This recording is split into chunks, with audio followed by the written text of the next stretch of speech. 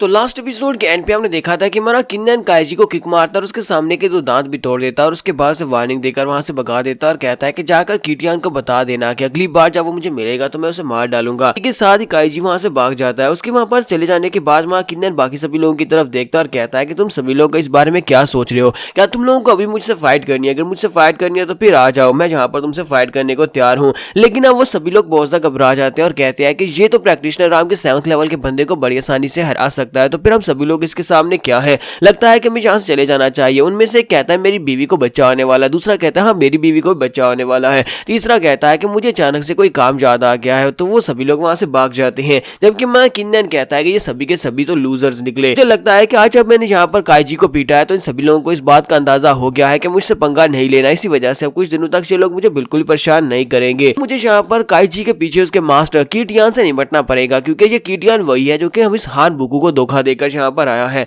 तो किन्नन कहता है चलो फिलहाल के लिए पहले अपनी क्लास में चलते हैं। तो क्लास में उनका एक एलीट डिसाइपल जो होता है उनके सामने खड़ा होता है। ये एक एल्डर नहीं होता बल्कि एक एलीट डिसाइपल होता है। तो वो कहता है कि मेरा नाम वैंग जियू है और मैं एक एलीट डिसाइपल हूँ डोंग जान का। जहाँ पर भी इनको दो ग्रुप्स में रखा जाता है, एक ग्रुप का नाम डोंग जान होता है, दूसरे ग्रुप का नाम जी जॉन होता है। तो हमारा किन्नन इस वक्त डोंग जान ग्रुप में होता है। तो एलीट डिसाइपल उन लोगों से कहता है कि तुम सभी लोग इस वक्त डोंग जान ग्रुप में और हमारे ग्रुप की फाइट्स होती रहती है जी जान ग्रुप के लोगों के साथ। तुम्हें उनके साथ फाइट्स तो करनी है, लेकिन कोशिश करना कि उनके साथ फाइट के दौरान अपनी जान मत हार देना। ब्रदर वैंग जियू अपने सभी डिसाइपल से कहता है कि तुम सभी का सिर्फ और सिर्फ एक ही मिशन होना चाहिए कि अपने आप को स्ट्रॉन्ग बनाना है और जी जान ग्रुप के जितने मेंबर्स हैं सभी को सप्रेस करना है ताकि हम लोग अपनी पावर्स को शो करवा सकें। चलो जल्दी से अब तुम सभी लोग रेडी हो जाओ। आज हम लोग यहाँ पर तुम्हारी कॉम्बैट एबिलिटी को देखेंगे कि तुम्हारी स्ट्रेंथ कितनी है। तुम्हारे सामने यहाँ पर ब्रॉन्ज के स्टैचूज रखे गए हैं, तुम्हें इन सभी ब्रॉन्ज के स्टैचूज के ऊपर अपनी स्पिरिचुअल पावर के साथ अटैक करना होगा। तुम्हारे पंचेस की मिकदार को मापा जाएगा, देखा जाएगा कि तुम लोग कितने स्ट्रॉन्ग हो। और मेरा लेवल क्योंकि तुमसे ज्यादा हाई है, इसी वजह से मैं यहाँ पर आयरन स्टैचू के ऊपर पंच मारकर तुम्हें दिखाता हूँ और इसी के साथ ही अपनी पावर्स को रिलीज करता है, जाकर आयरन के स्टैचू के ऊपर पंच मारता है।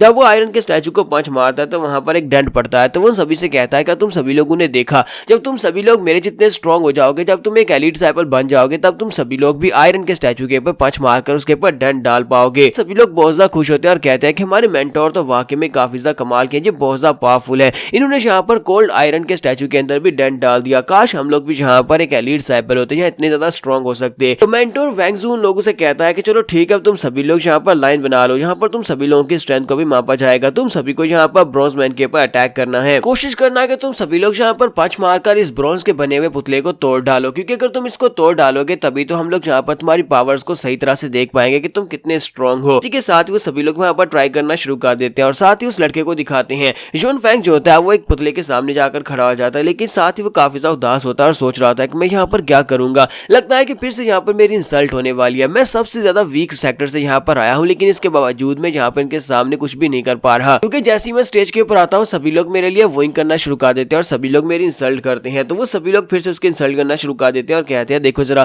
फैंग जून को तो देखो, वो बेचारा किस तरह वहां पर घबरा रहा है, लगता है कि डर के मारे सुसु कर देगा। वो उसे कहते हैं कि तुम्हें कोशिश करने की जरूरत ही नहीं है, हमें पता है कि तुम बहुत ज्यादा कमजोर हो। हमारा किन्नन उसे कहता है कि कम ऑन चलो जल्दी करो, तुम ये कर सकते हो। तो ये बात सुनने के बाद जून फैंग जो होता है वो बहुत ज्यादा खुश होता है और कहता है कि चलो शुक्र है कोई तो है जो कि यहाँ पर मेरा साथ दे रहा है। इस बात से वो बहुत ज्यादा खुश होता है और कहता है अभी देखो मैं क्या करता हूँ। इसी के साथ ही वो वहां पर पंच मारने लगा है। तो जून फैंग सोच रहा था कि मैं ये कर सकता हूँ, मैं ये कर सकता हूँ। तो इसी के साथ ही वो एक पुतले के ऊपर पंच मारता है। पावर्स को रिलीज करने के बाद जैसे वहां पर ब्रॉन्ज के बने पुतले के ऊपर पंच मारता है तो उसका पंच बिल्कुल बेकार जाता है। तो मैं किन्नन कहता है कि इस लड़के ने बिल्कुल ठीक किया है। वो वहां पर मुस्कुरा रहा होता है, जबकि बाकी के सभी लोग वहां पर जोर जोर से हंसना शुरू कर देते हैं और कहते हैं ये तो बिल्कुल एक लूजर निकला। हमें पता था कि ये एक लोअर क्लास के सेक्टर से आया है, लेकिन इतना नहीं पता था कि ये यहाँ पर पंच मारेगा तो इसके पंच के साथ वहां पर कुछ भी नहीं होगा, एक छोटा सा स्क्रैच भी नहीं पड़ा। पास से जून फैंग भी काफी ज्यादा उदास हो जाता है और कहता है कि मुझे लगा ही था कि मैं एक लूजर हूँ, मुझे यहाँ पर आकर ट्राई नहीं करना चाहिए था। जबकि मैं सभी लोगों की आंखों में फिर से आ गया और सभी लोग मेरा मजाक उड़ा रहे हैं। तो वह किन्नन कहता है कि तुम सभी लोगों की आंखें बहुत ज्यादा खराब है और तुम सभी लोग जरा गौर से देखो, वहां पर उस स्टैचू की तरफ देखो। स्टैचू के अंदर दरारें पड़ना शुरू हो जाती है और साथ ही वो स्टैचू जो होता है वो टुकड़े टुकड़े हो जाता है। तो हमारा किन्नन कहता है कि उसने यहाँ पर इंटरनल एनर्जी को यूज किया है। जब उसने पंच मारा तो स्टैचू जो था वो इंटरनल एनर्जी की वजह से अंदर से उसके अंदर दरारें पड़ी और वह टूट गया। और तुम सभी लोग तो ऐसा करने का सोच भी नहीं सकते क्योंकि तुम लोग बहुत ज्यादा कमजोर हो। और वह सभी लोग इस बात से बहुत ज्यादा हैरान होते हैं। मेंटोर भी काफी हैरान होता है और कहता है कि इस लड़के ने एक्चुअली इंटरनल फोर्स को यूज किया है, इस लड़के ने स्पिरिचुअल फोर्स को यूज किया। इसे पता भी नहीं होगा, लेकिन इसके पंच के अंदर स्पिरिचुअल फोर्स निकली जो कि उस ब्रॉन्ज के स्टैचू के अंदर चली गई, इंटरनली उसको तोड़ दिया। तो मेंटोर वैंग कहते हैं कि ये लड़का तो बिल्कुल भी सिंपल नहीं है। मुझे लगता है कि जितना हम इसको कम मांग रहे हैं ये इतना कम है नहीं। तो हमारा किन्नन उसके पास ही खड़ा होता है, तो वो उसे कहते हैं हाँ मुझे लगता है कि इस लड़के ने कर दिया। तो वो लड़का भी काफी ज्यादा खुश हो रहा था और बाकी के सभी लोग कहते हैं कि ये दिखने में काफी ज्यादा कमजोर लगता है लेकिन असल में ये एक हिडन एक्सपर्ट है। मैंक भी काफी ज्यादा खुश हो रहा था, वो भागता हुआ सीधा किन्नन के पास आता है और उसे रिस्पेक्ट देते हुए कहता है कि सर आपका बहुत बहुत शुक्रिया जो आपने यहाँ पर मुझे इंकरेज किया था जिसकी वजह से मैं ये कर पाया हूँ।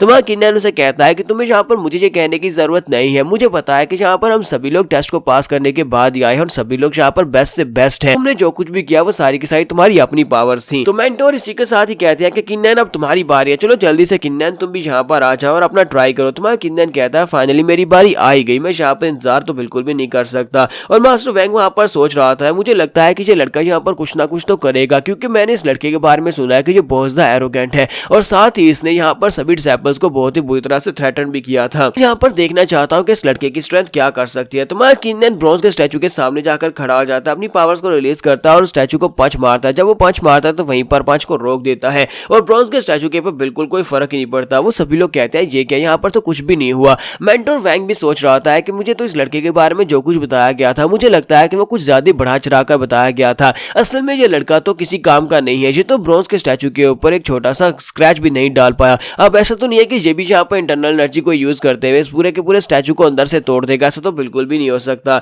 तो मैं किन्नन कहता है कि मुझे लगता है कि मेरी स्ट्रेंथ बहुत ज्यादा हाई है और मुझे ब्रॉन्ज के स्टैचू के ऊपर इसको ट्राई नहीं करना चाहिए, इसी वजह से मैंने यहाँ पर इसके ऊपर पंच नहीं मारा। मैं आयरन के स्टैचू के साथ फाइट करना चाहता हूँ, तो क्या मैं यहाँ पर उसके साथ फाइट कर सकता हूँ। बस सुनने के बाद बाकी के सभी नोबल्स और एलीट्स जो होते हैं वहाँ पर शोर मचाना शुरू कर देते हैं और कहते हैं कि क्या ये यहाँ पर हमारे साथ मजाक कर रहा है, इसे लगता है कि ये आयरन स्टैचू के ऊपर डेंट डाल सकता है। हमारे सीनियर वैंग जिन जो कि एक एलीट है वो बड़ी मुश्किल के साथ एक छोटा सा डेंट उसके ऊपर डाल पाए हैं और ये यहाँ पर आयरन स्टैचू के साथ प्रैक्टिस करना चाहता है। वैंग जिन कहते हैं ठीक है मैं तुम्हें अलाउ करता हूँ, तुम जाकर ट्राई कर सकते हो। और साथ ही वो सोच रहा था कि मैं एक एलीट डिसाइपल हूँ, पिछले कई सालों से मैं यहाँ पर इनर सेक्टर में और इतनी सालों की प्रैक्टिस के बाद मैं आज इस लेवल तक पहुंचा हूँ कि आयरन स्टैचू के ऊपर डेंट डाल सकूं। चलो देखते हैं कि ये लड़का क्या कर पाता है। तो किन्नन कहता है कि सीनियर आपका बहुत बहुत शुक्रिया, क्या आप मुझे बताएंगे कि आपने उसके ऊपर कितने इंचेस का डेंट डाला है। तो वो कहता है कि मैंने वहां पर तकरीबन 3 इंचेस का डेंट डाला है और मुझे लगता है कि अगर तुम वहां पर अपनी रॉ स्ट्रेंथ को यूज करते हुए पंच मारते हो तो 0.5 इंचेस का यानी हाफ इंच का जो डेंट है वो तो पड़ ही जाएगा और ये इतना बुरा नहीं है एक न्यू कमर के लिए। कि बाकी के सभी लोग कहते हैं कि सीनियर वाकई में काफी ज्यादा अच्छे हैं, वो उसे कह रहे हैं कि वो हाफ इंच का डेंट डाल सकता है लेकिन असल में हमें लगता है कि वो वहां पर एक छोटा सा स्क्रैच भी नहीं डाल पाएगा क्योंकि आयरन का स्टैचू जो है वो बहुत ज्यादा मजबूत है। मैं किन्नन कहता है तो तुम सभी लोग अब यहाँ पर अपनी आंखें खोल कर देख रहे हैं क्योंकि मैं अपनी परफॉर्मेंस तुम्हें दिखाने वाला हूँ। और हमारा किन्नन अपने पंच में पावर को रिलीज करता है, साथ ही जाकर आयरन के स्टैचू के ऊपर एक जबरदस्त पंच मारता है। जैसे उसका पंच आयरन के स्टैचू को लगता है तो आयरन का स्टैचू टुकड़े टुकड़े हो जाता है और इसे देखकर वो सभी लोग बहुत सा हैरान हो जाते हैं और कहते हैं कि क्या ये एक इंसान है, इसने यहाँ पर आयरन के स्टैचू को इतनी आसानी से कैसे तोड़ लिया। और सीनियर वैंग जिन भी वहां पर यही सोच रहा था कि मैं इस वक्त अपने प्रैक्टिशनर राम के 8th लेवल पर हूँ और मैं भी इसके ऊपर सिर्फ और सिर्फ एक छोटा सा डेंट डाल पाता हूँ और इसको तोड़ नहीं पाता, फिर इस लड़के ने इस आयरन के स्टैचू को तोड़ कैसे दिया। कहीं ऐसा तो नहीं है कि ये इस वक्त प्रैक्टिशनर राम के 9th लेवल तक पहुंच चुका है, लेकिन ऐसा नहीं हो सकता, इसकी कल्टीवेशन मुझे काफी ज्यादा लो दिखाई देती है। और यहाँ पर हम लोग अपनी एपिसोड 59 का एंड करेंगे। एपिसोड की एक्सप्लेनेशन अच्छी लगी हो तो कमेंट करके जरूर बताइएगा, चैनल को सब्सक्राइब कर दें, वीडियो को लाइक और शेयर कर दें। शुक्रिया।